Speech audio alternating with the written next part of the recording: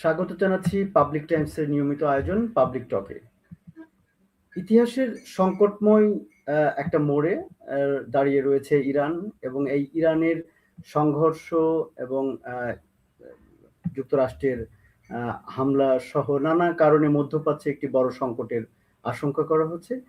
এই ইরান এবং মার্কিন যে সংকট চলছে সেই বিষয়টি নিয়ে আমরা কথা বলবো এবং মধ্যপ্রাচ্যের কি পরিস্থিতি হতে যাচ্ছে সেই বিষয়গুলো নিয়ে কথা বলবো। এই বিষয় নিয়ে কথা বলার জন্য আমাদের সঙ্গে আজকে যুক্ত হয়েছেন রাজশাহী বিশ্ববিদ্যালয়ের আন্তর্জাতিক সম্পর্ক বিভাগের অধ্যাপক ডক্টর সৈয়দ আব্দুল আল মামুন চৌধুরী।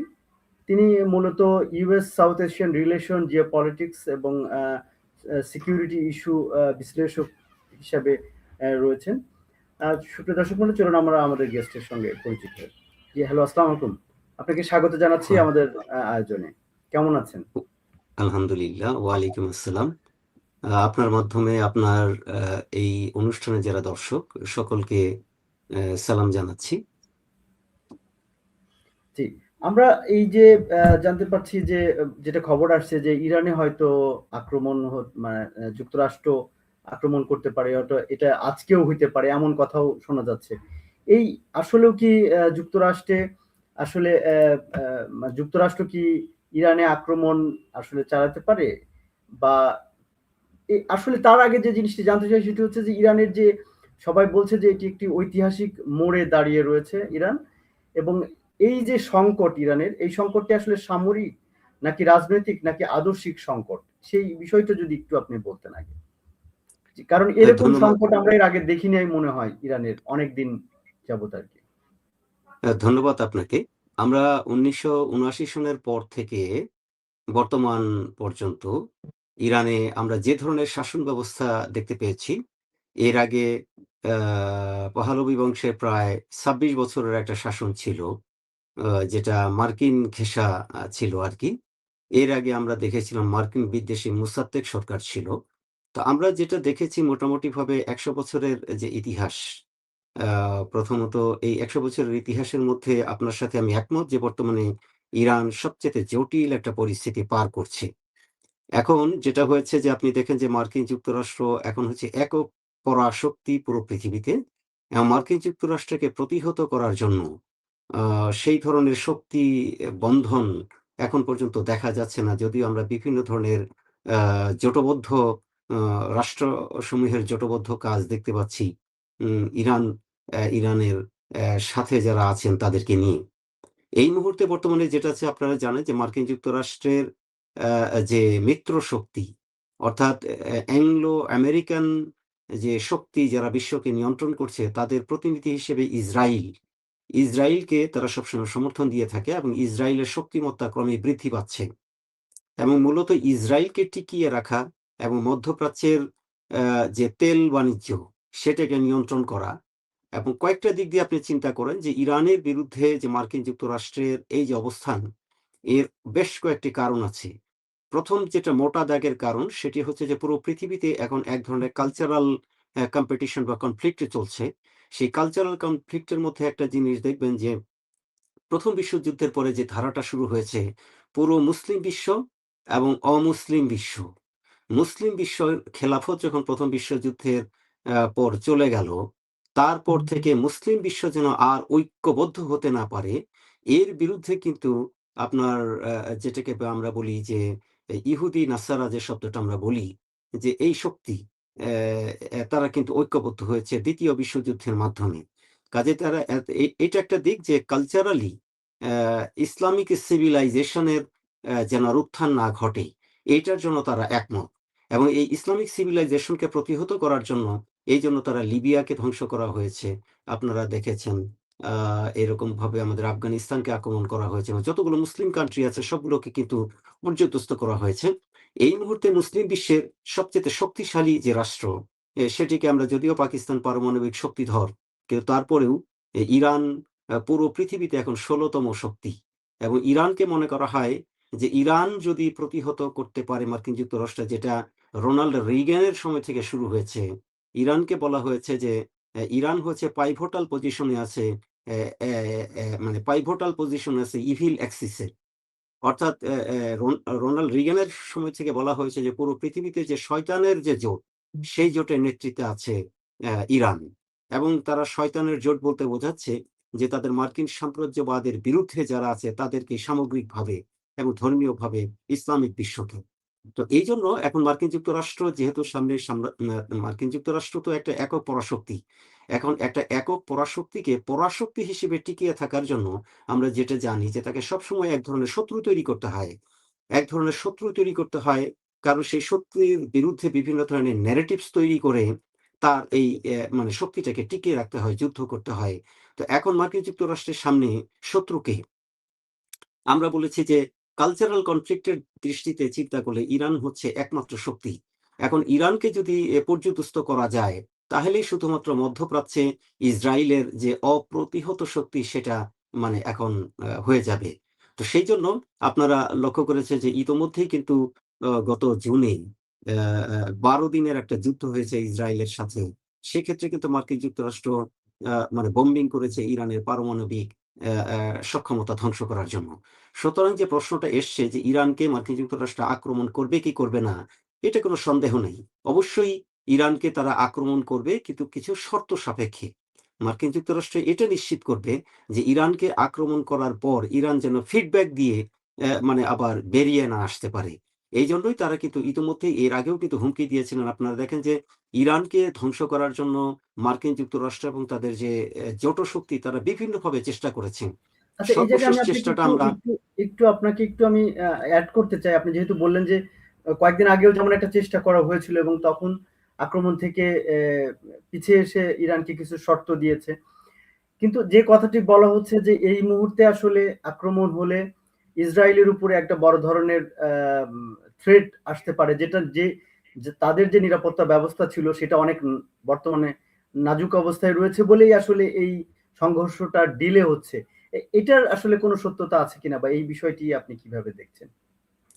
না, অবশ্যই। কারণ সেই ১২ দিনের যুদ্ধে আমরা লক্ষ্য করেছি যে দেখেন, ইসরায়েল এবং ইরান কিন্তু প্রতিবেশী রাষ্ট্র নয়। মাঝখানে রাষ্ট্রের দূরত্ব আছে।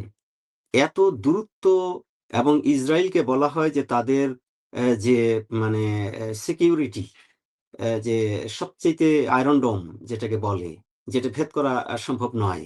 এবং মার্কিন যুক্তরাষ্ট্র এবং পশ্চিমা বিশ্বের আ স যত উন্নত টেকনোলজি আছে সেটা কিন্তু ইসরায়েলের হাতে আছে, এবং ইসরায়েলের নিজস্ব টেকনোলজি আছে। তো এখন এই যুদ্ধে তারা কল্পনাও করতে পারে নাই যে ইরানের যে ব্যালিস্টিক মিসাইল গুলো, এগুলো মানে এত দূরত্ব পেরিয়ে আপনি দেখেন যে ইরান এবং ইসরায়েলের মাঝখানে যতগুলো আশেপাশে রাষ্ট্র আছে, প্রত্যেকটা রাষ্ট্রেই কিন্তু মার্কিন যুক্তরাষ্ট্রের ঘাঁটি আছে, এবং সেই ঘাঁটিগুলোতে কিন্তু ইরানকে প্রতিহত করার জন্য সব ধরনের বিধি ব্যবস্থা রাখা হচ্ছে। অর্থাৎ ইসরায়েলের সাথে যখন ইরানের সংঘর্ষ হয়, তখন শুধুমাত্র ইসরায়েলের সাথে সংঘর্ষ হয় না। ওখানে প্রায় ১৫০র বেশি যে ঘাঁটি, এই ১৫০ ঘাঁটির সাথে কিন্তু মানে ইরানের লড়াই হয়। সেই এতগুলো মানে ওয়াচডগ বা চোখ পেরিয়ে ইরানের মিসাইলগুলো যেভাবে ইসরায়েলকে পর্যুদস্ত করেছে, অ্যা সেটা মানে প্রতিহত করার মতো ওই মুহূর্তে মানে ইসরায়েলের সক্ষমতা ছিল না। ফলে ইসরায়েলকে সেফ করার জন্যই কিন্তু যুদ্ধটা তখন বাধ্য হয়ে থামিয়ে দেওয়া হয়েছিল। কারণ যুদ্ধটা চললে যেটা হতো, ইরান ক্ষতিগ্রস্ত হতো এটা ঠিক, কিন্তু ইসরায়েলও ধ্বংস হয়ে যেত। তো আমার মনে হয় যে সেই সময় এটা বন্ধ করা হয়েছে যে একটা সাময়িক বিরতির মাধ্যমে ইসরায়েলকে আবার ইকুইপড করা। আপনারা লক্ষ্য করেন যে মার্কিন যুক্তরাষ্ট্র কিন্তু তার লক্ষ্য থেকে কখনো বিচ্যুত হয় না। তার লক্ষ্য পূরণ করার জন্য তারা কিন্তু কয়েকশো বছর পর্যন্ত আ অ অপেক্ষা করে। আপনি দেখেন বর্তমানে ডোনাল্ড ট্রাম্প যেমন তার যে পলিসি, যেটাকে ডক্ট্রিন বলে, তিনি কিন্তু সেই যে ১৮২৩ সনের যে মুনরো ডক্ট্রিন, সেটাকে কিন্তু আবার রিভাইভ করেছেন, তার কথার মধ্যে এনেছেন। তো সুতরাং তারা কিন্তু তাদের আগের সরকার প্রধান বা আগের যে পলিসি গুলো আছে সেগুলো কিন্তু সবসময় রিভিউ করে এবং সেগুলো কন্টিনিউশন করে। তো সেই হিসেবে ইরান হচ্ছে তাদের এখন প্রধান শত্রু। প্রথমত কালচারালি এবং ধর্মীয়ভাবে। এবং পৃথিবীতে ইরানের যেহেতু একটা বিশাল একটা সাম্রাজ্যে গঠনের এবং সাম্রাজ্য পরিচালনার একটা ঐতিহাসিক ঐতিহ্য আছে। এই ঐতিহ্য সম্পন্ন একটা জাতি, যারা এখন মধ্যপ্রাচ্যে নেতৃত্বে যাওয়ার চেষ্টা করছে, তারা যদি একবার নেতৃত্ব পেয়ে যায় তাহলে কিন্তু এই সুপার পাওয়ার হিসেবে মার্কিন যুক্তরাষ্ট্র থাকতে পারবে না। সেজন্যই কিন্তু তারা ইরানকে ধ্বংস করতে চায়। এবং যেহেতু ইসরায়েলের মাধ্যমে তারা ইরানকে ধ্বংস করতে চেয়ে, সেই 12 দিনের যুদ্ধে খেয়াল করেছে যে ইরানের যে মিসাইলের শক্তিটা, এই মিসাইলের শক্তি সম্পর্কে সম্ভবত মার্কিন এবং ইসরায়েলের যে গোয়েন্দা তৎপরতা ছিল তাদের সেই ধারণাটা হয়তো তারা ক্যালকুলেশন করতে পারেনি। কাজেই এই কয়েকদিনে কিন্তু তারা প্রস্তুতি নিয়েছে এবং সেই প্রস্তুতি নিয়েই কিন্তু তারা এখন হয়তোবা আক্রমণ করলে সেই সক্ষমতাটা চিন্তা করেই করবে। সুতরাং ইসরায়েল এখানে ইসরায়েল নয়। ইসরায়েল হচ্ছে এখানে মার্কিন যুক্তরাষ্ট্র। কাজে ইসরায়েল ধ্বংস হবে কি হবে না এটা নির্ভর করবে মার্কিন যুক্তরাষ্ট্রের সাপোর্টের উপর এবং সম্পূর্ণভাবে মার্কিন যুক্তরাষ্ট্র সেই সাপোর্টটা দিবে। সুতরাং এখানে আপনি দেখেন যে তারা বিভিন্নভাবে ইরানকে ধ্বংস করার চেষ্টা করছে। কয়েকদিন আগে দেখেন যে এক ধরনের অভ্যন্তরীণ জনগণের আন্দোলনের মাধ্যমে তারা সরকার পতনের চেষ্টা করেছে, সেটা যেমন তারা ব্যর্থ হয়েছে এবং আমরা লক্ষ্য করেছি যে সেই জনগণের মধ্যে ইরানের যেমন সরকার বিরোধী অংশও ছিল, পাশাপাশি বাইরের গুপ্তচর এবং সাপোর্টার্স যারা করে তারাও কিন্তু ওখানে ছিল। সুতরাং বোঝা যায় যে এটা জনগণের একটা ক্ষোভেরও যেমন বহিঃপ্রকাশ ছিল, এই ক্ষোভটাকে কাজে লাগিয়ে উস্কে দিয়ে তাদের দেশটাকে একটা টালমাটাল অবস্থায় ফেলে দিয়ে কিন্তু এই ইরানের সরকারটাকে ফেলে দেওয়ার চেষ্টা করা হয়েছিল। যে কাজটা তারা সিরিয়াতেও করেছে। যে কাজটা সে আচ্ছা, আ এ এ এ আমি এই জায়গায় হ্যাঁ। একটু আপনাকে আরেকটা বিষয় জানতে চাই যে আসলে এই যে চেষ্টা চালালো সিরিয়াতে, যেটা তারা মোটামুটি সাকসেস হতে পেরেছে, কিন্তু ইরানে এই জিনিসটা আসলে কি সাকসেস কতটুকু হতে পারলো, বা আসলে এটা কি আহ, আহ, মানে আটকে থাকলো কিনা বা বিফল হলো কিনা, সেই বিষয়টা যদি একটু বলতেন আপনি। এখানে শক্তি এবং স্ট্র্যাটেজির দিক দিয়ে সিরিয়া এবং ইরানের পার্থক্য আছে। সিরিয়াও ঐতিহাসিকভাবে মানে সভ্যতার উত্তরাধিকার একটা দেশ। কিন্তু সিরিয়ার যে অভ্যন্তরীণ পলিটিক্স এবং ইরানের যে অভ্যন্তরীণ পলিটিক্স আপনারা দেখেন ইরানে ১৯৭৯ সনের পরে যে একটা বিপ্লব ঘটেছে, সেই বিপ্লবী যে স্ট্রাকচার, সেই স্ট্রাকচারটা তারা ভাঙতে পারে নাই, চেষ্টা করেছে। ইরানে যেটা হয়েছে যে ইরানের আ সেনাবাহিনীর ভেতরে তারা মানে তাদের বিশ্বাসঘাতকদের ঢোকাতে পারেনি। মোসাদ এবং অন্য যারা কাজ করেছে, তারা জনগণের মধ্যে বা ব্যবসা-বাণিজ্য বা বিভিন্ন কর্পোরেশন, বিভিন্ন কমিটির মধ্যে গোয়েন্দা বাহিনী ঢুকিয়ে দিয়ে সরকার বিরোধী একটা প্রবণতা তৈরি করলেও, ইরানের যে বর্তমান মানে সামরিক কমান্ড, সেই সামরিক কমান্ডের মধ্যে তারা কাজ করতে পারে নাই। কিছুটা কাজ করেছে জন্যই আমরা দেখেছি বড়, বড় জেনারেলরা হঠাৎ করে নিহত হয়েছেন। কিন্তু একটা সরকারকে ফেলে দেওয়ার জন্য বা ইরানকে পর্যুদস্ত করার জন্য তারা সেই পরিমাণ সক্ষম হয়নি, যেটা সিরিয়ার মধ্যে তারা করতে পেরেছে। আপনারা লক্ষ্য করেছেন যে সিরিয়াতে যখন আ মানে বিদ্রোহী বাহিনী ঢুকলো, তখন কিন্তু শেষ পর্যন্ত গিয়ে আমরা দেখলাম যে সিরিয়ার সেনাবাহিনী কিন্তু আর ফাইট করল না। তারা কিন্তু ফাইট করাটা ছেড়ে দিল। তো আবার ভেনেজুয়েলাতে আমরা যেটা দেখলাম যে একটা বুলেটও ছুড়ল না। 12 দিনের যে যুদ্ধটা হলো, সেই যুদ্ধে আসলে যেটা অনেকে বলেছে যে ইসরায়েলের যে নিরাপত্তা ব্যবস্থা সেটা ভেঙে পড়েছিল প্রায়। এই কারণে যুদ্ধটা থামাতে হয়েছে। এখন আসলে এই বর্তমান পরিস্থিতিতে আসলে আবার কি নতুন করে যুদ্ধ শুরু করার মতো পরিস্থিতি আসলে রয়েছে কিনা? বা মধ্যপ্রাচ্যের যে এখন যুদ্ধর যে আশঙ্কাটা দেখা দিচ্ছে, এটা আসলে বাস্তবিক অবস্থায় সম্ভব কিনা, নাকি এটা আসলে কূটনৈতিক চাপের একটা কৌশল? সেই জায়গাটা থেকে যদি আপনি বলেন। আমার যেটা মনে হয় যে মার্কিন যুক্তরাষ্ট্রের মদদে সম্প্রতি আপনারা দেখেছেন যে মার্কিন যুক্তরাষ্ট্রের মানে ইরানের ভেতরে একটি গণ আন্দোলন হয়েছে। যেটা মূলত আসলে তাদের জীবনযাত্রার মান এবং দ্রব্যমূল্যের ঊর্ধ্বগতি সবকিছু মিলিয়ে একটা ক্ষোভ। যদিও এটা ইরানের ক্ষেত্রে বাস্তবতা, ইরানকে সব দিক দিয়ে একঘরে রাখার কারণে তার ব্যবসা-বাণিজ্য টিকিয়ে রাখা মুশকিল। এটা আসলে যে সরকারই আসবে তার পক্ষেই একই রকম অবস্থা হবে। যদি না সেই আন্তর্জাতিক বাণিজ্যের যে ব্যারিয়ার গুলো উইথড্র করা যায়। তো কাজেই বাস্তবতা যাই হোক জনগণ তো কষ্ট করছে। সুতরাং জনগণ যখন কষ্ট করে তখন জনগণকে কিন্তু উস্কে দেয়া সম্ভব বিভিন্ন রকম প্রোপাগান্ডার মাধ্যমে। কারণ জনগণ সবসময় কিন্তু আদর্শের জন্য জীবন দেয় না। তার নিজের জীবনটা আগে তাকে দেখতে হয়। সুতরাং আপনি যতই আদর্শের কথা বলেন, যতই ইসলামিক বিপ্লবের কথা বলেন, যখন মানুষের প্রাত্যহিক চাহিদা পূরণ করতে পারবেন না, তখন কিন্তু আপনার সেই আদর্শের কথাটা মানুষ গ্রহণ করবে না। ইরানের ক্ষেত্রে বর্তমানে যেটা ঘটেছে যে জনগণের মধ্যে এই যে তাদের জীবনযাত্রার যে চাপ, সেই চাপটা যেহেতু একটা সরকারি মানে এক ধরনের আদর্শের সরকারি দীর্ঘদিন যাবৎ আছে এবং তারা যেহেতু এটা মোকাবেলা করতে পারছে না, ফলে তাদের কাছে মনে হচ্ছে যে একটা চেঞ্জ দরকার, একটা পরিবর্তন দরকার। তো এটা কিন্তু ইসলামের বিরুদ্ধে পরিবর্তন না, বা ইসলামিক বিপ্লবের বিরুদ্ধে না, বা ইরান যে রাষ্ট্রীয়ভাবে স্ট্যান্ড নিয়েছে মার্কিন যুক্তরাষ্ট্রের বিরুদ্ধে, এইটার বিরুদ্ধে না। এইটা হলো যে রাষ্ট্রটাকে টিকিয়ে রেখে তারা হয়তো বা মনে করছে যে আরেকটু স্বাধীনতা, আরেকটু সচ্ছলতা, এটা এই সরকারকে পরিবর্তন করলেই হয়তো হবে। তো এই যে জনগণের মধ্যে চিন্তাটা, এই চিন্তাটার মধ্যে থেকে কিন্তু উস্কে দেওয়া হয় বাইরের দেশ থেকে, যে এখন ইরানের বর্তমান যে বিপ্লবী সরকার, এই এই সরকারের যে স্ট্র্যাটেজি, তাদের সভ্যতা এবং স্ট্র্যাটেজি টিকিয়ে রাখার জন্য সরকারটা পরিবর্তন হয়ে গেলে কিন্তু এই একই স্ট্র্যাটেজি পরবর্তী সরকার হয়তো পরবর্তী মতের, অর্থাৎ এই মতের বিরুদ্ধবাদী কোনো সরকার যদি প্রতিষ্ঠিত হয়, তারা কিন্তু সেটা রান হয়তো করবে না। সেই ক্ষেত্রে সিরিয়ার ক্ষেত্রে সেই যেটা ক্ষেত্রে দেখেছি। জি, হ্যাঁ, আমি সেক্ষেত্রে সেক্ষেত্রে আমি আচ্ছা, এটার হুম, সাথে আমি যেহেতু আপনি বললেন, আমি একটু অ্যাড করে বলতে মানে জানতে চাই আরকি। যে তাহলে কি এই সরকার যদি পরিবর্তন হয়, সেই সরকার পরিবর্তন হওয়ার মতো অবস্থা কি তৈরি হয়েছে কিনা? আর যদি হয় তাহলে কি এটা আবার যেমন আমরা দেখছিলাম যে সেই প্রিন্স মানে আগের যে রাজতন্ত্রের যে এখনকার যে উত্তরাধিকারী, তিনি আ দায়িত্ব নেওয়ার ব্যাপারে একটা কথা বলেছেন। আসলে সেটা কি আবার আ স্থাপন হবে কিনা সেই বিষয়টা যদি একটু এড করতেন আরকি। হ্যাঁ, ইরানে যদি পরিবর্তন হয় সেটা হয়তোবা রাজতন্ত্রে ব্যাক করবে না। কি হবে সেটা আমরা বলতে পারছি না। তবে যেটা হবে যে এক ধরনের গণতন্ত্রের মতো হবে হয়তো, কিন্তু আসলে সেটা গণতন্ত্র নয়। ওটা গণতন্ত্রের একটা মোড়কে এক ধরনের মানে কলোনিয়াল শাসনের মতোই হবে। যেটা আমরা বিশ্বের বিভিন্ন দেশে দেখি যে গণতন্ত্রের কথা বলে যে চালু হয়। লিবিয়াতে বর্তমানে কি হয়েছে? ওখানে কি অ্যাবসোলিউট ডেমোক্রেসি এসছে? লিবিয়ার যে সমৃদ্ধি ছিল সেটি কি আছে? আমরা ওইখানে আফগানিস্তানের কি অবস্থা আমরা দেখেছি। যে মার্কিন যুক্তরাষ্ট্র তো সেখানে ডেমোক্রেসি পেনিট্রেট করার জন্য গিয়েছিল। কিন্তু দীর্ঘদিন থাকার পরে সেখানে কি হয়েছে? কাজেই ইরানের ক্ষেত্রেও সেই ঘটনাটাই ঘটবে। সেখানে হয়তোবা যেটা হবে যে মার্কিন তাবেদার একটা সরকার প্রতিষ্ঠিত হবে। ঠিক মার্কিন আমরা বলব না, আমরা বলব যে সাম্রাজ্যবাদী শক্তির তাবেদার একটা সরকার প্রতিষ্ঠিত হবে, এবং এইভাবে একটা সাম্রাজ্যবাদী শক্তির সহায়তা নিয়ে যখন কোনো রাষ্ট্রে একটা সরকার প্রতিষ্ঠিত হয়, তারা কিন্তু স্বাধীনভাবে ডিসিশন মেকিং করতে পারে না।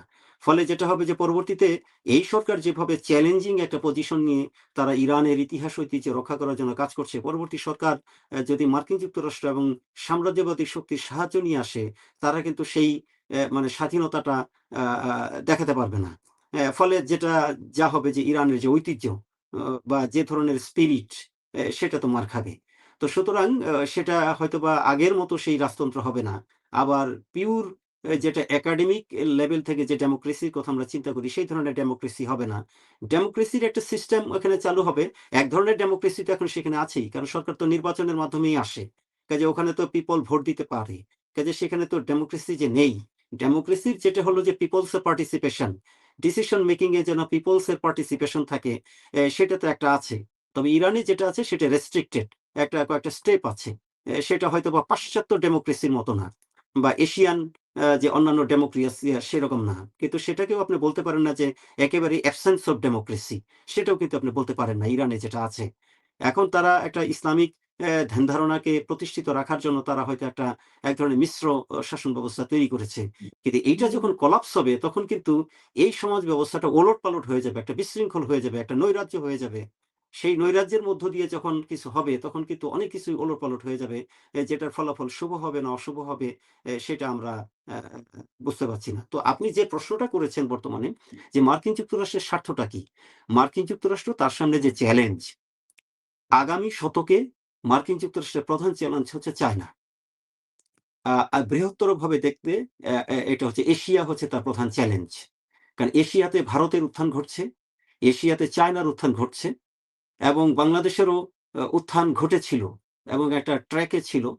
এখন অর্থনীতি কি অবস্থায় কোন দিকে যাবে আমরা এখনো যেহেতু ইন্টারিম সরকার, আমরা ওইভাবে অ্যা অ্যা অ্যা ক্লিয়ার কিছু বুঝতে পারছি না। কারণ অ্যা অ্যা একটা ম্যান্ডেট প্রাপ্ত সরকার একটা দীর্ঘ সময়ের জন্য না আসা পর্যন্ত আমরা পলিসিগুলো বুঝতে পারব না। যে আগের যে সূচকগুলো কি অবস্থায় আছে। তো আমরা যেটা বলছি যে এশিয়ার যে উন্নয়নের অর্থনীতির যে সূচক, সেটা কিন্তু আগামী শতকে মার্কিন যুক্তরাষ্ট্রের জন্য চ্যালেঞ্জ। কাজেই মার্কিন যুক্তরাষ্ট্রকে কি করতে হবে? এশিয়াকে মোকাবেলা করতে হবে। মেইনলি চায়নাকে মোকাবেলা করতে হবে। সেই চায়নাকে মোকাবেলা করার জন্য চায়নার যে হ্যান্ডস গুলো আছে, সেই হ্যান্ডস গুলোকে দুর্বল করে ফেলতে হবে। একদিকে তাদের যেমন সাম্রাজ্যবাদী এজেন্ডা এটা, যে তাদের সুপার পাওয়ার থাকার জন্য তাদের যে মেইন চ্যালেঞ্জের সামনে চায়না, তাকে ট্যাকেল করতে হবে। এবং চায়নাকে ট্যাকেল করতে গেলে পাশাপাশি তাদের কালচারাল যে কনফ্লিক্ট, যে মুসলিম সিভিলাইজেশন, সেটাকেও তাদের মানে আমলে নিতে হবে। এই দুটো কারণে তারা কিন্তু ইরানকে ধরেছে। যে যদি ইরানকে দুর্বল করে ফেলা যায়, তাইলে পুরো মধ্যপ্রাচ্যটা, এশিয়ার একটা বড় অংশ কিন্তু তাদের নিরঙ্কুশ নিয়ন্ত্রণে চলে গেল। কাজেই চায়নাকে চায়নাকে চ্যালেঞ্জ মোকাবেলা করতে হলে এশিয়ার একটা বড় অংশকে, যেমন তারা এশিয়াকে নিয়ন্ত্রণ করার জন্য বে অফ বেঙ্গলে তাদের একটা ঘাঁটি করতে চায়। এটা হলো তাদের সেই গ্র্যান্ড পলিসির অংশ। তারা বে অফ বেঙ্গলে একটা অবস্থান নিতে চায়। এদিকে মিডল ইস্টকে নিয়ন্ত্রণে রাখার জন্য, যদিও মিডল ইস্টের যে রাষ্ট্রগুলো সৌদি আরব এবং ওই ধরনের কিছু সুন্নি রাষ্ট্র ইতিমধ্যেই তাদের নিয়ন্ত্রণে চলে গেছে বিভিন্নভাবে। কাজে ইরানের কারণে তারা সম্পূর্ণ নিয়ন্ত্রণটা পাচ্ছে না। কাজে ইরানকে প্রতিহত করতে হবে। সুতরাং প্রতিহত করার জন্য তারা সফট ওয়েতে যাবে, হার্ড ওয়েতে যাবে। সফট ওয়েতে যাওয়ার একটা ওয়ে হলো যে মানে এটা ন্যারেটিভ তৈরি করে জনগণকে উস্কে দিয়ে ভেতর থেকে একটা বিপ্লবের মাধ্যমে সরকারকে ফেলে দেয়া। সেটা তারা কিন্তু বহুবার চেষ্টা করেছে। সর্বশেষ গত মাসেও আমরা দেখেছি সামহাউ সরকার সেটাকে ট্যাকেল করতে পেরেছে। এখন তারা যদি মনে করে, মার্কিন যুক্তরাষ্ট্র যদি মনে করে যে না, পিপলের মাধ্যমে সরকার পরিবর্তন করা সম্ভব নয়, তখন তারা হার্ড লাইনে যাবে। সেই হার্ড লাইনে যাওয়ার কথাটাই আমরা দেখতে পাচ্ছি যে বর্তমানে তারা আল্টিমেটাম দিয়েছে। এবং এক্ষেত্রে তারা যদি একবার ইরানকে আক্রমণ করার সিদ্ধান্ত নেয়, তাতে ইসরায়েলের ক্ষতি হবে না ভালো হবে, এইটা নিয়ে তারা টেনশন করবে না। কারণ ইসরায়েলকে তারা প্রটেক্ট করার জন্য, ইসরায়েল মানেই আমেরিকা। হ্যাঁ? কারণ আপনি দেখেন যে আচ্ছা, মার্কিন এইখানে যুক্তরাষ্ট্র। একটা প্রশ্ন আপনাকে আমি মানে করতে চাই। আপনি যেহেতু বললেন যে আমেরিকা যদি আক্রমণ করে ইসরায়েলকে ট্যাকেল করবে বা যাই করুক, যদি আক্রমণ করে আসলে কি যুক্তরাষ্ট্র কি সরাসরি যুদ্ধ করবে, করতে চাই বা করবে ইরানের সঙ্গে, নাকি পরোক্ষভাবে যেমন ইসরায়েলকে সহযোগিতা বা অন্যদেরকে সহযোগিতা দিয়ে আসলে যুদ্ধটা করবে, সেইটা যদি একটু বলেন, হ্যাঁ, কোন না, পদ্ধতিটা তাদের কাছে বেটার মনে হয়? না, তারা তো প্রক্সি ওয়ার চালিয়ে যাচ্ছে দীর্ঘদিন যাবৎ। ইরানের বিরুদ্ধে ইসরায়েলকে দিয়ে, বা আরবের অন্যান্য মানে আরব বিশ্বের নেতৃত্ব দিবে এইরকম উচ্চাকাঙ্ক্ষী রাষ্ট্রগুলোর সঙ্গে ইরানের কনফ্লিক্ট বাঁধিয়ে, হ্যাঁ? সেই প্রক্সি ওয়ার তো তারা করেছে। যেমন সৌদি আরবকে তারা ইরান বিরোধী অবস্থানে সাহায্য করছে। এরকম আরো যে রাষ্ট্রগুলো, আপনারা ইরাককে তারা ওইভাবে সাহায্য করেছে। ৮০ দশকে আমরা দেখেছি যে ইরান ইরাক যখন ৮ বছর একটানা যুদ্ধ হলো, তখন ইরাককে তারা সহযোগিতা করেছে ইরানকে দুর্বল করার জন্য। এরকমভাবে প্রক্সি ওয়ার তো তারা করেই যাচ্ছে। এখন এই প্রক্সি ওয়ারটা শেষ পর্যন্ত তাকে সাফল্য দেয়নি। হ্যাঁ? যেহেতু ইরান পারমাণবিক শক্তিধর হওয়ার জন্য প্রচেষ্টাটা তারা অব্যাহত রেখেছে এবং খুব সম্ভবত তারা একটা কাছাকাছি পর্যায়ে চলে গিয়েছে। সুতরাং একবার যদি ইরান পারমাণবিক শক্তিধর হয়ে যায়, তাহলে তখন তাকে কিছু করতে পারবে না। ঠিক আছে? একটা পারমাণবিক শক্তিধর রাষ্ট্রকে তো আর আক্রমণ করা যায় না। কাজে অঙ্কুরই বিনষ্ট করবে। সুতরাং এখানে যেটা হচ্ছে যে তারা এখন কূটনৈতিক চাপ দিচ্ছে। এই মুহূর্তে ইরানকে তো অর্থনৈতিকভাবে দীর্ঘদিন যাবৎ তারা একঘরে করে রেখে চেষ্টা করেছে যে তাকে পঙ্গু করে দেওয়ার জন্য। কিন্তু সেটা তাদের সফল হয়নি। অভ্যন্তরীণ রাজনীতি নিয়ন্ত্রণ করার মাধ্যমে বারবার চেষ্টা করেছে বিপ্লব করার জন্য, অভ্যুত্থান করার জন্য, সেটাও তারা সফল হয়নি।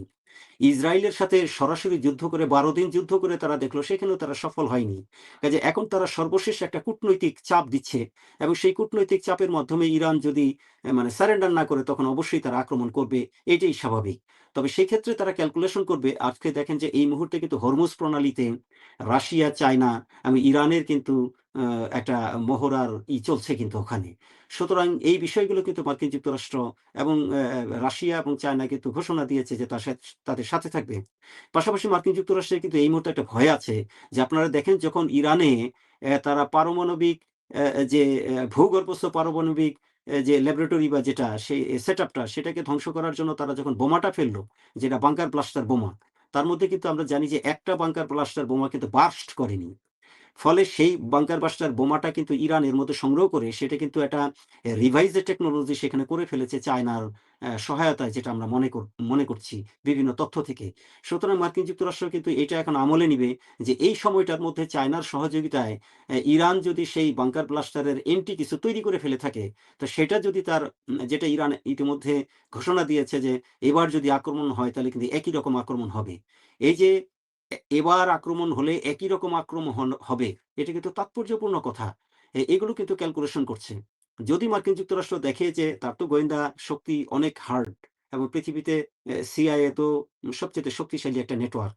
সুতরাং তার গোয়েন্দা তৎপরতার মাধ্যমে সে যদি বুঝতে পারে যে যে কথাটা বলেছে যে ইরান যে এবার আক্রমণ হলে যেভাবে আক্রমণ হবে সেভাবে প্রতিহত করা হবে। তার মানে তার টেকনোলজি গুলো সে কিছুটা হাতে পেয়েছে।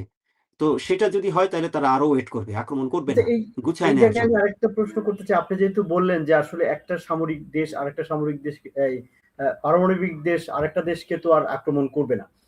এটা অনেকেই বলছে যে ইরান কি আসলে পারমাণবিক দেশ শক্তিধর দেশ হিসাবে ইতিমধ্যেই সক্ষমতা অর্জন করেছে কিনা, যার কারণে তারা ইসরায়েলে এই ধরনের, কারণ ইসরায়েল তো পারমাণবিক শক্তিধর দেশ, এবং এই যে সাহস করে যে ইসরায়েলে আক্রমণ করেছে, তার মানে কি অনেকে যেটা মনে করছে যে ইরান আসলে পারমাণবিক শক্তিধর ইতিমধ্যেই হয়ে গেছে কিনা, আপনি কি মনে করেন?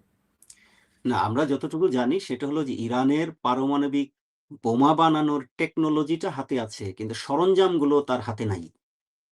তো যেটা ইউরেনিয়াম, যেটা মূল যে জিনিসটা, পারমাণবিক বোমার যে মূল ম্যাটেরিয়াল যেটা ইউরেনিয়াম, সেটা একটা পার্সেন্টেজ পর্যন্ত সমৃদ্ধ না হলে এই ইউরেনিয়ামটা পৃথিবীতে লিমিটেড। এটা সব জায়গায় পাওয়া যায় না এবং খুবই লিমিটেড। যে জায়গাগুলোতে আছে সেটা পাশ্চাত্য শক্তির নিয়ন্ত্রণে আছে। ওখান থেকে লিক করে কেউ পাবে না। সুতরাং এটা এমন না যে ওপেন বাজারে বিক্রি হয়। হ্যাঁ? এটা অনেক ধরনের এবং সেটার একটা পার্সেন্টেজ পর্যন্ত বিক্রি হয়, যেটা এই যে আমাদের বাংলাদেশে যেরকম রূপপুর পারমাণবিক বিদ্যুৎ কেন্দ্র হচ্ছে সেখানে ইউরেনিয়ামের ব্যবহার হবে। কিন্তু সেই ইউরেনিয়াম দিয়ে বোমা বানানো যাবে না। ওইটার একটা পার্সেন্টেজ আছে। ঠিক আছে? কাজেই এগুলো কিন্তু ইন্টারন্যাশনালি মনিটরিং হচ্ছে। তো কাজেই পারমাণবিক বোমা বানানোর জন্য যে মানের বা যে পার্সেন্টেজ এর, যেটা এটা সায়েন্টিফিক ব্যাপার, এটা এইভাবে আলোচনায় বোঝানো যাবে না। যে মানের দরকার সেটা ইরান মনে করা হয় যে কাছাকাছি পর্যায়ে চলে গিয়েছে এবং বোমা বানানোর যে টেকনোলজি বা ডিজাইন, এইটা সম্ভবত তারা রপ্ত করে ফেলেছে।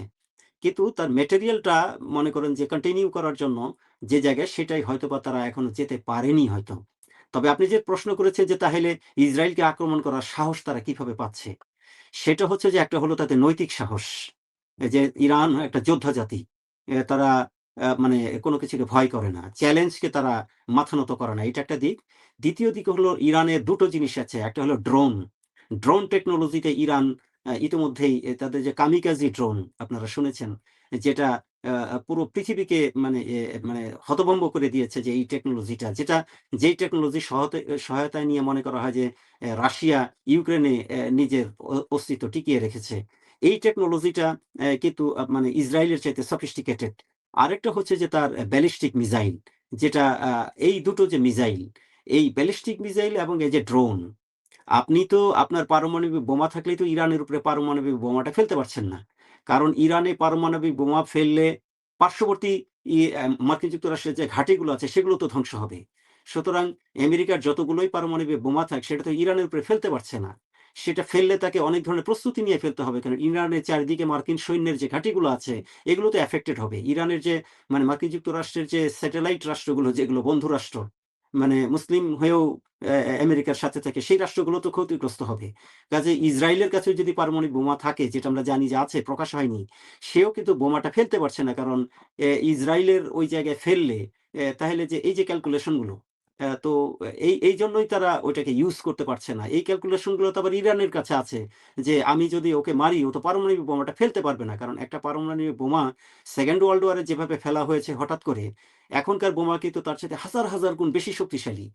সো এটা ইরানে একটা জায়গায় ক্ষতি হবে ঠিক আছে, কিন্তু পার্শ্ববর্তী কিন্তু এনভায়রনমেন্ট গুলো চেঞ্জ হয়ে যাবে, যেটার ফল কিন্তু ইসরায়েলেরও হবে, অন্য রাষ্ট্রেরও হবে। কাজে এগুলো কিন্তু মাথায় রেখেই মানে এখন হয়ে গিয়েছে যে পারমাণবিক বোমাটা এক ধরনের কাগজে বাগের মতো হয়ে গিয়েছে। মানে এটা থাকলে এক ধরনের সাহস, শক্তি এবং ভীতি তৈরি করা যায়, যেটার কারণে অন্যে আক্রমণ করার শক্তি পায় না। কিন্তু এটা আবার ব্যবহার করা যায় না, এরকম। তো এই যে একটা মানে ফোবিয়া তৈরি করা যায় এই বোমাটা থাকলে, সেই ফোবিয়া তৈরি করার শক্তিটা ইরান এখনো অর্জন করে নাই। তো তারা এই শক্তিটা অর্জন করতে দিতে চাচ্ছে না। সুতরাং ইসরায়েলকে আক্রমণ করার ক্ষেত্রে ইরানের পারমাণবিক বোমা থাক বা না থাক সেটা ফ্যাক্টর নয়। কারণ তারা তাদের অস্তিত্বের জন্য লড়াই করছে। কোন একটা শক্তি যখন তার অস্তিত্বের জন্য লড়াই করে, তখন কার কি আছে সেটা মাথায় নিয়ে সে চিন্তা করে না। তার কথা হলো যে আমাকে হয় মরতে হবে নয় জিততে হবে। এটা আরকি। সো কাজেই এখন আমরা সবকিছু নির্ভর করছি যে অনেকে মনে করছে যে হয়তোবা ২-১ দিনের ঠিক আছে। মধ্যে। এই ক্ষেত্রে আরেকটা প্রশ্ন করতে চাই আপনাকে, সেটা হচ্ছে যে ইরানের, ধরেন আমরা তো যেটুকু জানি, যেমন ইয়ে তাদের কাছে যে পারমাণবিক অস্ত্র আছে সেটা এখনো ওই মানে অফিসিয়ালি এক ধরনের প্রকাশ না। তো রাশিয়া এবং চীন কি, যদি ইরানে আক্রমণ হয় তাহলে রাশিয়া চীন কি সামরিকভাবে তাদের পাশে দাঁড়াবে কিনা তার পাশে, পাশাপাশি নাকি কূটনৈতিকভাবেই তারা একটা আহ, প্রক্রিয়া চালাবে, এবং মানে তার দুইটা দেশের হাতেই যেহেতু পারমাণবিক অস্ত্র আছে, তারাও সহযোগিতা করতে পারে কিনা বা পারমাণবিক অস্ত্র বিনিময় করে কোনো করতে পারে কিনা, এই জায়গাটা যদি আপনি একটু বলেন। হ্যাঁ, মানে আমরা এইটা আশা করতে চাই। মানে যারা মুসলিম বিশ্ব তারা আশা করতে চায় যে ইরানের সাথে চায়না থাকবে, রাশিয়া থাকবে। কিন্তু এইখানে আমাকে আপনাকে একটু নিরাশ করেই কথা বলতে হচ্ছে। যে জিওপলিটিক্স এর ভারসাম্য অনুযায়ী এই মুহূর্তে রাশিয়া ডাইরেক্টলি ইরান আক্রমণ হলেও সাহায্য করবে না। ডাইরেক্টলি আক্রমণ করলে সাহায্য করবে না। কারণ সে একটা যুদ্ধের সাথে জড়িত এই মুহূর্তে। সে নিজেই ওখানে মানে একটা অবস্থায় আছে। আর চায়না হচ্ছে আগামী শতকে চায়না নিজেকে ওয়ার্ল্ডের সুপার পাওয়ার তৈরি করার জন্য প্রস্তুতি নিচ্ছে বিভিন্নভাবে। চায়নার কিন্তু জনসংখ্যা একটা বার্ডেন। কাজেই চায়নার কিন্তু নিজস্ব রিসোর্সের কিন্তু সমস্যা আছে। কাজেই চায়নার কিন্তু বাইরে থেকে রিসোর্স কালেকশন করতে হয়। কাজেই চায়না এই মুহূর্তে যুদ্ধে যেকোনো ধরনের যুদ্ধে থেকে সে নিজেকে সরাবে। কারণ যেকোনো একটা যুদ্ধের সাথে চায়না জড়িত হলে তার যে অর্থনীতির বিপর্যয় ঘটবে, ফলে সেখান থেকে সে বেরিয়ে আসতে পারবে না। মার্কিন যুক্তরাষ্ট্রের একটা সুবিধা হলো যে তার সারপ্লাস ইকোনমি। এত বেশি সারপ্লাস ইকোনমি, যদিও তার ডেপ্টও অনেক, তার ঋণও অনেক, কিন্তু তার মানে বিশ্ব ব্যবস্থাটা তো এখন ডলার ভিত্তিক, সুইফট সিস্টেমে। কাজে এই রিজার্ভ সিস্টেমটা সম্পূর্ণ মার্কিন যুক্তরাষ্ট্রের নিয়ন্ত্রণে। ফলে মার্কিন যুক্তরাষ্ট্রের নিজস্ব জিডিপির মানে প্রবৃদ্ধি খুব স্লোলি হলেও সবকিছু নিয়ন্ত্রণ তার হাতে। সুতরাং তাকে তো ফেলে দেওয়া যাচ্ছে না যে পর্যন্ত না আপনি গ্লোবাল ইকোনমিক সিস্টেমটাকে চেঞ্জ করবেন। বর্তমানে পৃথিবীর গ্লোবাল ইকোনমিক যে সিস্টেম, এই সিস্টেমটাকে চেঞ্জ না করতে পারলে মার্কিন যুক্তরাষ্ট্রকে কেউ আর ট্যাকেল করতে পারবে না। কারণ অর্থনীতির সবকিছু নিয়ন্ত্রণ এখন তার হাতে। ডলার বলেন, ক্রিপ্টোকারেন্সি বলেন বা যে সিস্টেমটাই বলেন, আ আ ডিজিটালাইজেশন এর যে সিস্টেমগুলো সবই তার হাতে। কাজেই চায়না এটা বোঝে। চায়না যেটা করবে বা রাশিয়া যেটা করবে, তারা হয়তো মানে আন্ডারগ্রাউন্ড লেভেলে অস্ত্র দিবে বা বিভিন্ন ধরনের টেকনোলজি দিবে। চায়না হয়তো যেটা করবে তার স্যাটেলাইট সাপোর্ট দিবে। স্যাটেলাইট সাপোর্টের মাধ্যমে যেটা গোয়েন্দা তথ্যগুলো দিয়ে দিবে যুদ্ধ করার জন্য। অর্থাৎ যুদ্ধ ইরানকেই করতে হবে। হ্যাঁ? কিন্তু আমি হয়তোবা গোয়েন্দা তথ্য দিয়ে নানানভাবে সাহায্য করব। ন্যাটো যেরকম ইউক্রেনকে সাহায্য করছে, যে রাশিয়ার সঙ্গে সরাসরি যুদ্ধ করছে না। কিন্তু স্যাটেলাইটের মাধ্যমে বা বিভিন্ন ধরনের মাঝে, মাঝে গোপনে তাদের কিছু সৈন্য দিয়েও সাহায্য মানে করছে, যেটা প্রকাশ হচ্ছে না। সুতরাং ইরানের এই আশাবাদ হওয়ার কিছু নাই যে মানে চায়না তার পাশে সরাসরি যুদ্ধ করবে বা রাশিয়া তার পাশে সরাসরি যুদ্ধ করবে। তাকে নিজেকেই যুদ্ধ করতে হবে। তবে আমার মনে হয় যে তারা কিছুটা সাপোর্ট পাবে, সেটা মানসিকভাবে এবং রাজনৈতিকভাবে সাপোর্ট তো পাবেই। পাশাপাশি যেটা হলো যে মানে গোপনে তারা হয়তো অস্ত্র এবং কিছু টেকনোলজি সাপোর্ট পাবে। এর বেশি কিছু এই মুহূর্তে হয়তোবা ইরানকে কেউ সাপোর্ট করবে না। বুঝতে পেরেছি। আচ্ছা, ইরানের যদি সরাসরি আসলে আক্রমণ শেষ পর্যন্ত হয়, তাহলে মধ্যপ্রাচ্যের আসলে অবস্থাটা কেমন হবে, এবং মধ্যপ্রাচ্যের কোন কোন দেশগুলো আসলে মধ্যপ্রাচ্যের কোন কোন দেশগুলো জড়িত হবে, পাশাপাশি অন্য অন্য দেশগুলোও আসলে জড়িত হবে কিনা বা হওয়ার শঙ্কা রয়েছে কিনা। আরেকটা বিষয় হচ্ছে যে আমরা যেটা জানি যে মধ্যপ্রাচ্যে ইরানের পরোক্ষ সহযোগিতায় হিজবুল্লাহ, তারপরে হুতি, ইরাকের মিলিশিয়া, এরকম একটি গ্রুপ, বিভিন্ন গ্রুপ আহ, আছে। তারা আসলে এই যুদ্ধে কোনো নিয়ামক শক্তি বা তাদের কোনো ভালো একটা ইনিশিয়েটিভ তারা সুবিধা করতে পারবে কিনা আর কি, এই যুদ্ধে ইরানকে সুবিধা দিতে পারবে কিনা বা দেবে কিনা, এই জায়গাটাই যদি একটু বলেন। দেখেন, আসলে ইরান দীর্ঘদিন যাবৎ বিভিন্ন ফ্রন্টে মানে তাদের যে সক্ষমতাটা ধরে রাখার চেষ্টা করছে, তার মধ্যে একটা হলো প্রক্সি গ্রুপ তৈরি করে মার্কিন যুক্তরাষ্ট্রকে ব্যতিব্যস্ত রাখা বা সাম্রাজ্যবাদী শক্তিকে ব্যতিব্যস্ত রাখা। এখন আপনি যে প্রশ্ন করেছেন যে যদি ইরানের উপর আক্রমণ হয়, তাইলে এই প্রক্সি গ্রুপগুলো কি করবে? তাকে কার্যকর কোনো সহায়তা দিবে কি দিতে পারবে কিনা সেটা? দেখেন, পৃথিবীর সবকিছুই নির্ভর করে অর্থনৈতিক সক্ষমতার উপর। মার্কিন যুক্তরাষ্ট্র তার সেনাবাহিনী বা তার যে সামরিক খাতে প্রায় ৮০০ বিলিয়নের বেশি প্রতি বছর টাকা খরচ করে। সেই ক্ষেত্রে ইরান মাত্র ১৫ বিলিয়ন খরচ করে। তো মাত্র ১৫ বিলিয়ন, এই এই পরিমাণ অর্থ ব্যয় করে তো তার সামরিক ক্ষেত্রে সক্ষমতা দুর্বল। ফলে এই যে প্রক্সি গ্রুপ গুলোকে অ্যাক্টিভ করতে হলে তাদেরকে তো আপনার ফাইন্যান্সিয়ালি সাপোর্ট দিতে হবে। এদের তো নিজস্ব কোনো ফাইন্যান্সিয়াল ওই অর্থে সাপোর্ট নাই। এই যে হুতি বলেন, হামাস বলেন, এই হামাস যে ইসরায়েলের বিরুদ্ধে মানে টিকলো না শেষ পর্যন্ত, তার কারণ কি? কারণ হলো যে সেই সাপোর্টটা তো মানে অন্য কোনো মুসলিম কান্ট্রি দিল না। ইরান যতটুকু পেরেছে দিয়েছে, কিন্তু সেটা তো ইরানকে ব্লক করা হয়েছে বিভিন্নভাবে। তো অন্য রাষ্ট্রগুলো তো সহযোগিতা করতে হবে। আর মুসলিম রাষ্ট্রগুলোর খুবই দুঃখজনক কথা বলব যে আসলে মুসলমানদের পতনের জন্য মুসলমানরা নিজেরাই দায়ী। তারা নিজেরাই মানে নেতৃত্বের জন্য নিজেদের সাথে দ্বন্দ্বে লিপ্ত। মুসলমানরা তাদের মূল আদর্শ থেকে সরে গেছে। তারা পাশ্চাত্য আদর্শে চলছে। নামাজ পড়ছে, দাড়ি রাখছে, টুপি আছে, সবকিছু আছে, কোরআন শরীফ পড়ছে। কিন্তু চেতনার জায়গা থেকে তারা সেইভাবে কাজ করছে না। তারা পাশ্চাত্য ইয়েতে আছে। তো সেই ক্ষেত্রে তাদের মধ্যে এক ধরনের ভীতি আছে। হ্যাঁ? তারা এক ধরনের ভীতি নিয়ে চলে। ইমানি শক্তি যে জিনিসটা আছে, সেই শক্তিটা মানে মুসলিম রাষ্ট্রগুলোর জনগণের মধ্যে হয়তো আছে, কিন্তু সরকারগুলোর মধ্যে নাই। সুতরাং ইরানকে আক্রমণ করলে বরং এই যে সৌদি আরব বললেন, তারা বিবৃতি দিবে। তারা বলবে আমরা আকাশপথ ব্যবহার করতে দিব না, এটা দিব না, সেটা দিব না, অমুক দিব না, এগুলো বলবে। কিন্তু কার্যত তারা খুশি হবে।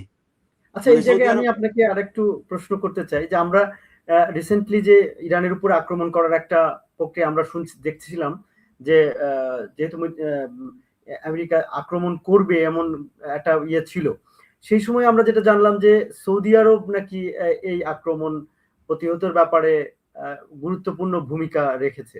অর্থাৎ সৌদি আরব এবং ইরানের একটা সম্পর্কর উন্নয়ন ঘটেছে বা এরকম একটা কথা আমরা শুনছি। আসলেও কি এরকম কোনো সম্পর্কের উন্নয়ন হয়েছে, নাকি আসলে এটা জাস্ট নিজেদের অর্থাৎ মধ্যপ্রাচ্যের শান্তির জন্য সৌদি আরব এটা করেছে বা করেই নাই? এই বিষয়টা যদি আপনি একটু বলতেন। না, মানে যদিও ইরানের সাথে মানে সৌদি আরব এবং অন্যান্য আরবীয় রাষ্ট্রগুলোর একটা হেজিমনি কম্পিটিশন আছে। বাট এটা কিন্তু সবাই বোঝে যে ইরানকে যদি মানে ক্রাশ করে দেয়া যায়, পরবর্তী ধাপে তাদেরকে ধরা হবে। এটাও কিন্তু তারা জানে। সুতরাং সৌদি আরব যেটা চায়, সৌদি আরব যেমন চায় যে নেতৃত্বটা তার হাতে থাক। কিন্তু ইরান বা অন্য মুসলিম কান্ট্রিগুলো ধ্বংস হয়ে যাক, সেটা আবার সৌদি আরব চায় না। কাজে ইরানকে একেবারেই ধ্বংস হতে কিন্তু সৌদি আরবও দিতে চাইবে না। সৌদি আরব যেটা চাইবে যে ইরানের বর্তমান নেতৃত্বের পরিবর্তন আসুক। বর্তমান নেতৃত্বের পরিবর্তন এসে এমন একটা নেতৃত্ব আসুক যেটা সৌদি আরবের সাথে মানে মিলে বা তার সাথে মিলে চলে। কিন্তু রাষ্ট্রটা একদম ধ্বংস হয়ে যাবে, মার্কিন সাম্রাজ্যবাদের অধিকারে যাবে, সেটা যদি যায় তাহলে পরবর্তী স্টেপ তো তারা। তো কাজেই এটা তো তারা ভালো করেই বোঝে। সুতরাং ঐজন্য সৌদি আরবও তখন যতটুকু পেরেছে তারা এটা বলেছে যাতে করে যুদ্ধটা থামে। কিন্তু যুদ্ধটা আসলে সৌদি আরবের লবির কারণে থেমেছে এমনটা মনে করার কোনো কারণ নাই। সেটা থেমেছে যে ইসরাইল তখন নাজেহাল হয়ে গিয়েছিল। ইসরাইলের যে ল্যাবরেটরিটা ধ্বংস করেছে ইরান, সেই একটা ল্যাবরেটরি ধ্বংস হওয়ার কারণে তার সবকিছু শেষ হয়ে গেছে। তার মানে কয়েক দশকের সমস্ত টেকনোলজি ওখানে নষ্ট হয়ে গিয়েছে। এটা যদি আরেকটু রান করত তাইলে আরো অনেক কিছু ক্ষতি হয়ে যেত। মূলত ইসরাইলকে একটা সেফ এক্সিট দেয়ার জন্য বা তাকে আবার প্রস্তুতি নেয়ার জন্য, গুছিয়ে নেয়ার জন্য এই যুদ্ধটা থামানো হয়েছে আসলে।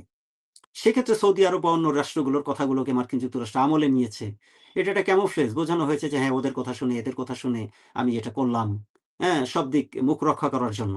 কিন্তু আল্টিমেটলি হচ্ছে যে ইরানকে, যেহেতু ইরান একমাত্র চ্যালেঞ্জিং শক্তি এখন মার্কিন যুক্তরাষ্ট্রের ওই অঞ্চলে, কাজে ইরানকে তারা ধ্বংস করার জন্য চেষ্টা করবে। এবং অন্য রাষ্ট্রগুলো এই ক্ষেত্রে যেটা চেষ্টা করবে যে ইরান, তারা চাইবে যে ইরান কিছুটা ক্ষতিগ্রস্ত হয়ে চুপচাপ হয়ে যাক। মানে যেন তার চ্যালেঞ্জিং এ না যাক। কিন্তু ইরানকে একেবারে দখল করে নিবে, ধ্বংস করে ফেলবে, এটা তো কোনো মুসলিম কান্ট্রি আবার সমর্থন করবে না। এটা তো একটা চেতনাবোধের জায়গা আছেই। সুতরাং ওই অর্থে আমরা এটা বলতে পারি না যে সৌদি আরবের লবিতেই এটা হয়েছে।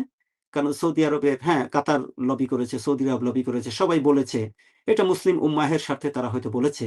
কিন্তু বাস্তবিক ক্ষেত্রে তারা নিজেরাই তো আমেরিকার সাথে অ্যালায়েন্স করে বসে আছে। সৌদি আরবে আমেরিকার ঘাঁটি আছে, সে তো নড়তে পারছে না। কাতারে ঘাঁটি আছে, বিভিন্ন জায়গায় ঘাঁটি আছে। একমাত্র ইরানের ভেতরে ঘাঁটি নাই।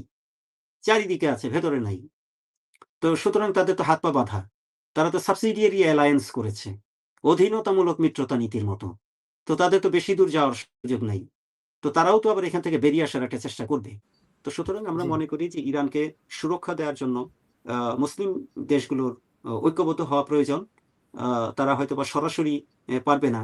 কিন্তু যেভাবে পারা সম্ভব সেভাবে তাদের পারা উচিত। কারণ ইরান ধ্বংস হওয়া মানে শুধু ইরান ধ্বংস না, মধ্যপ্রাচ্যের পুরো জিওপলিটিক্স টাই তখন চেঞ্জ হয়ে যাবে। এবং এটার ইমপ্যাক্ট পড়বে পুরো পৃথিবীতে। জি, আচ্ছা, সেই ক্ষেত্রে আমি একটা প্রশ্ন করতে চাই। সেটি হচ্ছে যে তাহলে এই যে বর্তমানে ধরেন ইসরায়েলের, আপনি যেটা বললেন যে ইসরায়েলের প্রযুক্তিগতভাবে অনেক বছর পিছিয়ে যাওয়ার মতো একটা অবস্থা তৈরি হয়েছে এবং বলা হচ্ছে যে অনেকে বলছে যে ইসরায়েলের আবার ইকুইপড হতে হলে বেশ কিছুটা সময় লাগবে, প্রচুর অর্থ লাগবে, সেটা একটা ব্যাপার। আবার এদিকে ইরানের মধ্যে এক ধরনের অস্থিরতা তৈরি হয়েছে, এবং অনেকে বলছে এই অস্থিরতা আসলে থাকবে আরো, এই বেশ কিছুদিন থাকতে পারে, আবার খুব দ্রুতই হয়তো একটা এমন গণঅভ্যুত্থান তৈরি হতে পারে।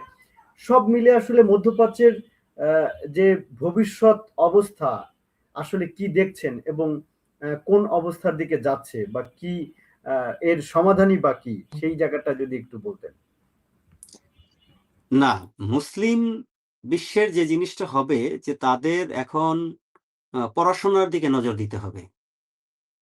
মুসলিম বিশ্ব এখন মানে যেটা যুগোপযোগী জ্ঞান সেখান থেকে অনেক পিছিয়ে পড়েছে, এবং পাশ্চাত্য শক্তির সাথে মুসলিম বিশ্বের টেকনোলজি এবং বিভিন্ন ক্ষেত্রে এত গ্যাপ তৈরি হয়েছে, এই গ্যাপটা ফিল আপ করার জন্য তাদের কৌশল নির্ধারণ করতে হবে। এটা এমন না যে মারামারি করে আমরা জিতে গেলাম। যে একটা পাড়ার বড় মাস্তানকে ঠেকানোর জন্য আমরা কয়েকটা পাড়ার সবাই মিলে ঐক্যবদ্ধ হইলাম। ব্যাপারটা এরকম না। আমার মনে হয় যে মুসলিম বিশ্বের যে থিংকিংটা, মানে থিংকিংটাই এখন ন্যারেটিভসটাই চেঞ্জ করতে হবে যে আমরা কিভাবে অগ্রসর হব। আপনি দেখেন জাপানের দেখেন, জার্মানির অবস্থা দেখেন। 2nd ওয়ার্ল্ড এর পর জার্মানিকে ভেঙে টুকরা, টুকরা করে ফেলা হলো। সেই জার্মানি এখন দেখেন কত শক্তিশালী হয়েছে। জার্মানিকে তো ভেঙে টুকরো করে মার্কিন যুক্তরাষ্ট্র দখলে নিল, ইউরোপের কয়েকটা রাষ্ট্র নিল, রাশিয়া ওখান থেকে নিল, ফ্রান্স ক্ষতিপূরণ নিল। তাহলে আজকে জার্মানি এখন হুমকি দিচ্ছে এই যে তারা আ একটা শক্তিতে পরিণত হয়েছে। জাপান দেখেন, জাপানে বোমা ফেলা হয়েছে। সেখানে ফেলে তাদেরকে রাষ্ট্রটাকে দখল করে তাদের কোন রকম সেনাবাহিনী ছিল না, এবং সেখানে আমেরিকার ঘাঁটি আছে। এর মধ্য থেকে কিন্তু জাপান এখন এমন উঠে এসেছে যে এখন কিন্তু চাইলেই কিন্তু তারা আমেরিকান ঘাঁটি বের করে দেওয়ার মতো এক ধরনের পরিস্থিতি সৃষ্টি করতে পারে। তো তাইলে মুসলিম বিশ্বের তাইলে পারবে না কেন? জাপান যদি ওখান থেকে তার বেরিয়ে আসতে পারে, জার্মানি যদি ওখান থেকে বেরিয়ে আসতে পারে, তাহলে মুসলিম বিশ্ব পারবে না কেন? আসলে মুসলিম বিশ্ব ওইভাবে কাজ করছে না। তারা খোয়াব দেখতেছে যে আল্লাহ ফেরেশতা পাঠায় তাদের সরাসরি সাহায্য করবে। তারা ওই মোনাজাত করে মনে করতেছে যে আল্লাহ নেমে এসে আমাকে সাহায্য করবে। কিন্তু আল্লাহ যে নিজেই বলে দিয়েছেন যে, "তুমি তালাশ করো, চেষ্টা করো। হ্যাঁ? আমি তখন তোমাকে দিব। তুমি চাও আমার কাছে।" এই চাও মানে মোনাজাতের মধ্যে চাওয়া না। এই চাওয়ার ব্যাখ্যা আলাদা। এই চাওয়া হলো কাজের মাধ্যমে চাওয়া। এই চাওয়া হলো চেষ্টার মাধ্যমে চাওয়া। আর আমরা মনে করতেছি যে আমরা মোনাজাত করলাম, আল্লাহর কাছে চাইলাম, ফেরেশতা পাঠায় আল্লাহ তাআলা আমার খাবারটা দিয়ে দিবে। এই যে মুসলিম বিশ্বের যে ধ্যান ধারণাগুলোর মধ্যে যে সমস্যা আছে, যে অলস, কাজ করবে না। হ্যাঁ, খালি স্বপ্ন দেখবে যে আমি হুর পাবো, গেলমান পাবো। হ্যাঁ, এই সোয়াব হইলে বেহেশতে যাবো, ওই যাবো। এগুলো তো আমাদের আছে, এগুলো তো আমরা পাবোই। কিন্তু এগুলো পাওয়ার জন্য যে বাস্তব কাজ করার নির্দেশ আছে, ওই নির্দেশগুলো তো আমরা ফলো করছি না। আমাদের একটা সিস্টেমের মধ্যে চলতে বলা হয়েছে মুসলিমদের। আমরা তো সেই সিস্টেম মতো চলছি না। আমাদেরকে বলা হয়েছে তোলাবুল ইলমি ফারিজাতুন আলা কুল্লি মুসলিমিন ওয়া মুসলিমাতিন। তা আমরা তো জ্ঞান অর্জন করছি না। আমরা গতানুগতিক জ্ঞান নিয়েই বসে আছি। জ্ঞান বলতে কি শুধু কোরআনের জ্ঞান না। জ্ঞান বলতে শুধু হাদিসের জ্ঞান না। ওগুলো তো ফান্ডামেন্টাল জ্ঞান। ওগুলো লাগবে একজন মানুষের জন্য। কিন্তু পাশাপাশি জীবন চালানোর জন্য যে যুগোপযোগী জ্ঞান, আমাদের নবীজি তো বলেছেন যে সুদূর চীন পর্যন্ত যাও। এই চীন মানে তো চীনে যাইতে বলে নাই। বলা হয়েছে যে যেখানে খুশি সেখানে যাও। এইটার মিন করার জন্য সেই কথাটা বলেছেন যে চীন তখন খুব দুর্গম ছিল। তো কাজে ওইটা মিন করার অর্থ হলো এখন আমরা আক্ষরিকভাবে মনে করছি চীনে যাইতে বলছে। চলো সবাই মিলে চীনে যাই।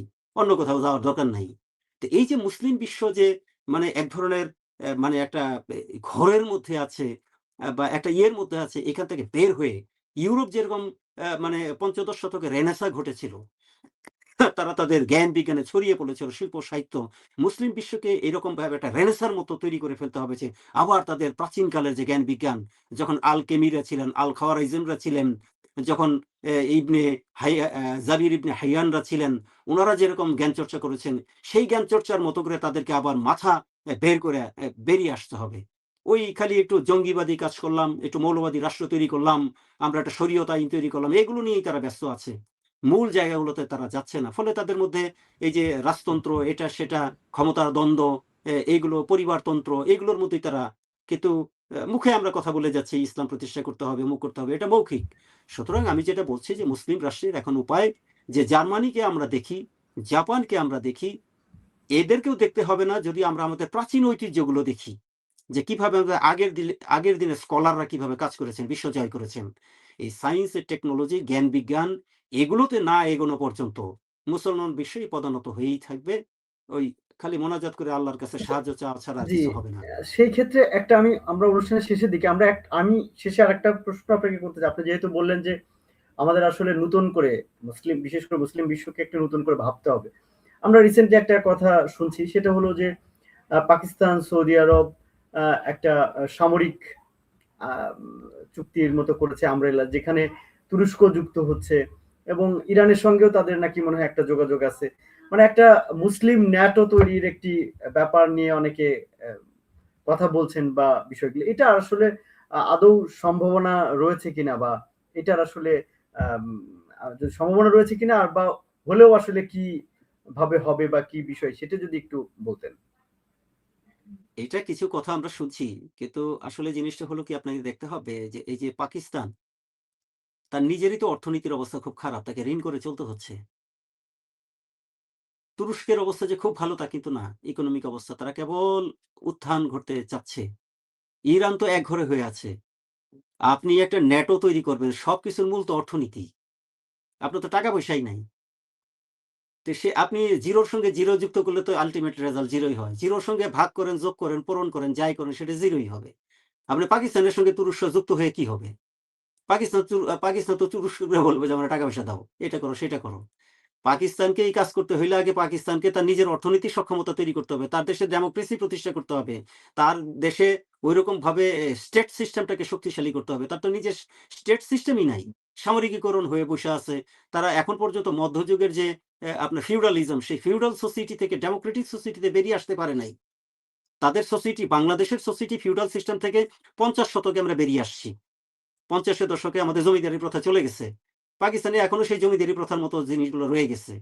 কাজেই একটা রাষ্ট্র বলল যে আমি ওটা করলাম, তার নিজের রাষ্ট্রের সক্ষমতাটা দেখতে হবে না? এখন পাকিস্তান নিজেই হলো যে মার্কিন বলয়ে থাকে। বাগদাদ প্যাক্ট করার মাধ্যমে সবসময় মার্কিন যুক্তরাষ্ট্রের বলয়ে থাকে পাকিস্তান। সেই পাকিস্তান মার্কিন যুক্তরাষ্ট্রের বিরুদ্ধে যেয়ে কাজ করতে পারবে?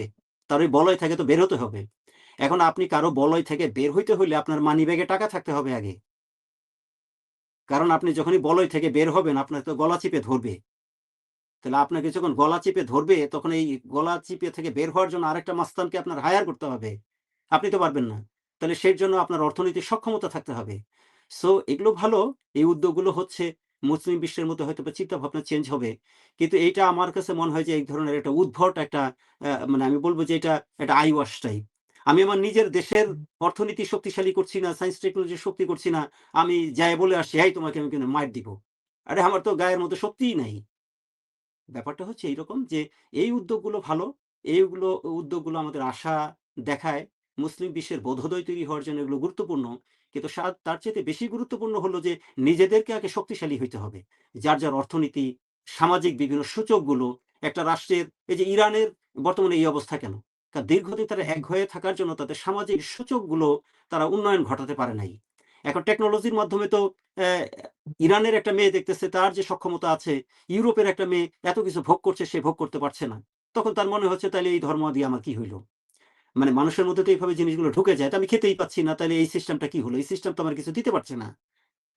এই জিনিসগুলো এরকম। কাজেই আপনার আগে আপনার রাষ্ট্রের জনগণকে আগে বুঝাতে হবে যে আমি সক্ষম। তখন আপনি আরেকটা রাষ্ট্রকে সাহায্য করবেন।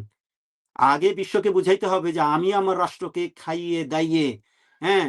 এ এ সচ্ছলভাবে থাকতে সক্ষম। যেটা মার্কিন যুক্তরাষ্ট্রের সে সক্ষমতা আছে। যেটা রাশিয়ার আছে জন্য টিকে গেল। হ্যাঁ? যেটা চায়নার আছে জন্য তারা টিকে গেছে। কাজেই এই যে আপনি ৩ টে রাষ্ট্রের কথা বললেন, এই ৩ টে রাষ্ট্রের নিজের দেশের অবস্থাই খুব একটা ভালো নয়। সুতরাং তারা যে ওই ধরনের চ্যালেঞ্জিং কিছু করতে পারবে, আমার কাছে মনে হয় না। আমার মনে হয় যে মুসলিম বিশ্বের যে ন্যারেটিভস গুলো এখন চেঞ্জ করতে হবে। তাদেরকে আবার প্রাচীন শিল্প, সাহিত্য, জ্ঞান, বিজ্ঞান চর্চা করে তাদের মধ্যে একটা রেনেসাঁ তৈরি করতে হবে।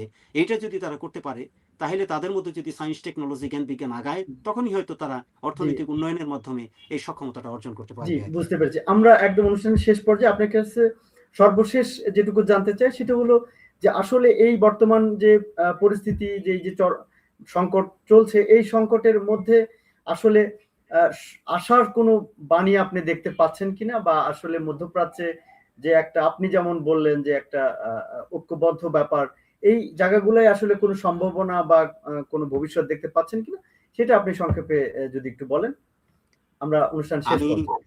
Thank you very much. আমি যে আশার সংখ্যাটা দেখতে পাচ্ছি সেটা এমন নয় যে অ্যা ইরান, চায়না, রাশিয়া এরা সব মিলে একটা জোট তৈরি করে মার্কিন যুক্তরাষ্ট্রকে পরাজিত করবে বা নিয়ন্ত্রণ করবে। এইভাবে আমি দেখছি না। এই ধরনের একটা প্রবণতা চলছে, ডি-ডলারাইজেশন এর চেষ্টা চলছে। কিন্তু আমি যেটা দেখতে পাচ্ছি যে মার্কিন যুক্তরাষ্ট্র নিজেই নিজের ধ্বংসটা ডেকে আনবে। ডোনাল্ড ট্রাম্প যে ধরনের কর্মসূচি নিচ্ছেন, এই যে জোর করে শুল্ক চাপিয়ে দেয়া, এই যে কানাডা দখল করতে যাওয়া, ভেনিজুয়েলা দখল করতে যাওয়া, এই জিনিসগুলো কিন্তু তার যে অ্যালায়েন্স আছে, ইউরোপের শক্তি তারা কিন্তু এটা ভালোভাবে দেখছে না। ফ্রান্স কিন্তু চরমভাবে এটার বিরোধিতা করেছে। অন্যরাও বিভিন্নভাবে বিরোধিতা করেছে। সুতরাং আমি মনে করছি যে রাত যত গভীর হয়, ভোর তত নিকটে আসে আমরা এটা বলি না? মার্কিন যুক্তরাষ্ট্র যে ধরনের সাম্রাজ্যবাদী কর্মকাণ্ড শুরু করেছে, আমি মনে করি যে আশার আলো এটাই যে তার নিজের কর্মকাণ্ডের কারণেই তার ডেক্লাইনটা ঘটবে দ্রুত। এইটাই আমি দেখতে পাচ্ছি যে যদি তারা ইরানকে এভাবে আক্রমণ করে, মানে তারা যদি তাদের স্ট্র্যাটেজিটা চেঞ্জ না করে, তাহলে নিঃসন্দেহে তারা দেখবে যে তারা ভেতর থেকে ভেঙে পড়ছে। এইটাই আমি আশা দেখতে পাচ্ছি যে মার্কিন যুক্তরাষ্ট্র পলিসিগত ভুলের কারণে তাদের সাম্রাজ্যবাদী পলিসিটা মুখ থুবড়ে পড়বে এবং সেটা হয়তো খুব শীঘ্রই হয়তো আমরা দেখব যদি তারা এইভাবেই চলে। জি, আপনাদের অসংখ্য ধন্যবাদ। ধন্যবাদ। আপনাকে অনেক অসংখ্য ধন্যবাদ যে আপনি অনেকগুলো বিষয় খুব চমৎকারভাবে একদম বাস্তবতার নিরিখে বিশ্লেষণ করেছেন। আমাদের দর্শকরা আশা করি এই বিষয়টা খুব সুন্দরভাবে উপভোগ করতে পেরেছেন। আপনাকে আবারও ধন্যবাদ জানাই যে আপনি দীর্ঘ সময় দিয়েছেন আমাদের এই অনুষ্ঠানে। আপনার মূল্যবান সময় থেকে সেজন্য আপনাকে আবারও ধন্যবাদ।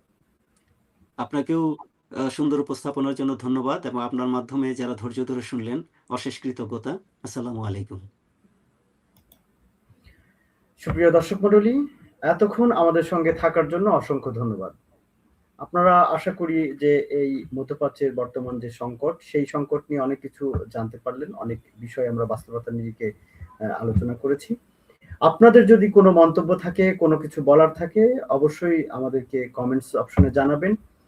পরবর্তীতে কথা হবে নতুন কোনো বিষয়ে, নতুন কোনো অতিথির সঙ্গে। সে পর্যন্ত ভালো থাকুন, সুস্থ থাকুন, নিরাপদে থাকুন, আমাদের সঙ্গে থাকুন।